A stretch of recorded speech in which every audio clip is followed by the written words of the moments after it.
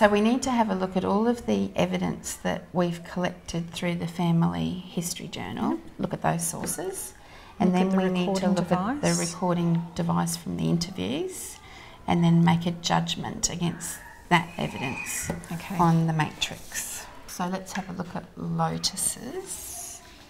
So first of all, we have to look at personal and family history. So has she used representations of family members to identify different structures of family? Yes, she has. She has. So she has her parents and herself, and she's also drawn her grandparents, so her mother's parents and her father's parents. Okay, so she would definitely be working with, because she's identified different family structures.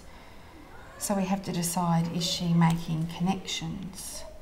So has she described different family structures? Yep, she's able to look at her family structure, and she was able to look at other children's families and be able to talk about what was the same about her family and also what was different about her family. Okay, so would she be making connections? I think she'd be making connections.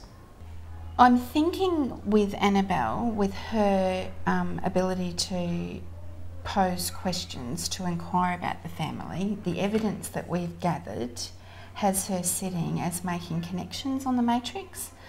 So she asks connected questions to inquire about different family structures. Yeah. So in the interview, she asked Owen who was in his family, how many people were there all together when she looked at the different houses that he had drawn, and she also questioned why there were 3 houses in his family and not just the one.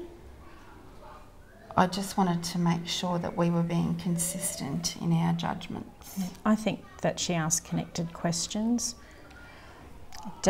With the applying, does she adapt or use combinations of relevant questions to inquire about different family structures? So did she talk about how Owen's family has a brother and a sister and her family also has a brother and a sister? She didn't really so do she that. didn't. She asked questions, she posed questions about his family, but then she didn't make those connections. No. So making connections. I just wanted to make sure that we were being consistent with the skill of communicating, especially with Owen's, because when we did the interview with him, he was able to identify the differences between his family and Jake the travel buddy. So the difference that he identified was that Jake's mum and dad lived in different houses. And he could see that Jake also lived in both of those houses. But even though I prompted him to try and get him to move on to the describing, I don't think he was able to do that. So he wasn't able to talk about that he lives in a house with his mum and dad, and that's what's different between him and Jake. Yeah, which is fine for now, considering it's week 5 of prep. That's right.